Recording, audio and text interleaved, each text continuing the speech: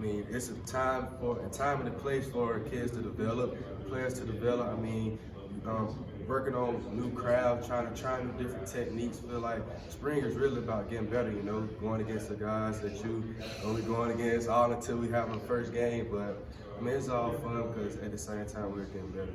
I don't know if this has been asked, but Stetson went down and had a parade in his hometown.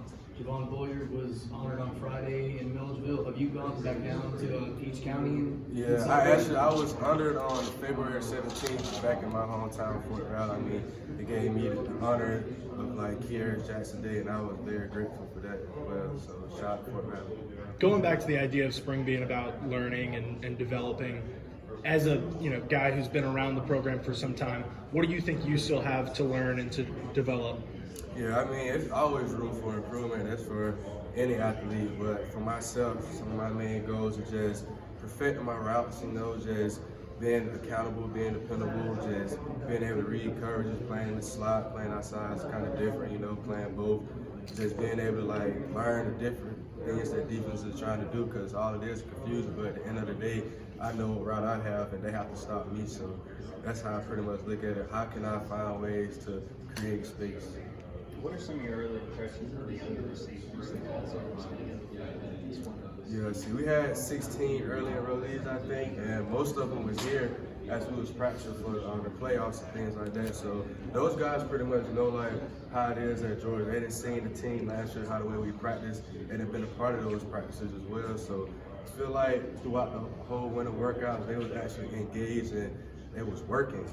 No complaining pretty much, because the standard was already set once they walked into the building. So, and once you ride that standard, you have to abide by it. So that's pretty much what we've been doing. Did anyone in particular kind of stand out? I feel like all of them pretty much. I mean, I feel like they have been doing a great job. All of them have been working. And that's working.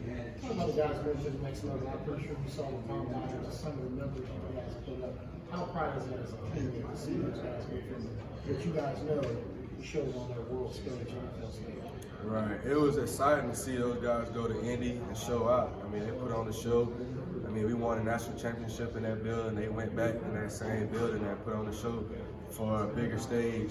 And I'm so excited for those guys. I'm proud of them. And it kind of hit different watching, because I was actually putting sweat equity in with those boys while they was here. So seeing them on the big stage now is motivation to ones here back in Georgia that man, I'm trying to go kill the combine too and just do things that we know we're capable of doing. We saw Big Jordan scoot down that line over.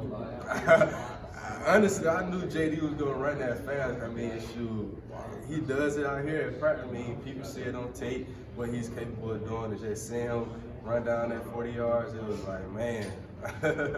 One more question. Did BMAC ever recruit you for Georgia, or did you?